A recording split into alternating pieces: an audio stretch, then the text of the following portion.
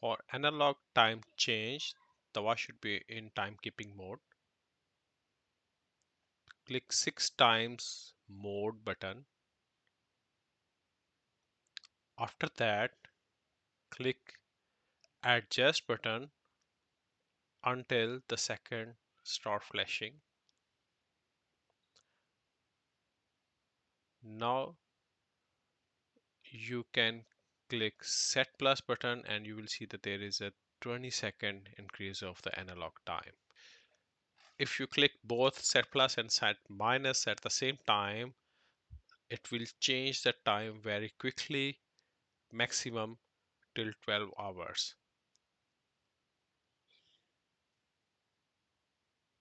Once you click the adjust, it will be outside the time setting mode.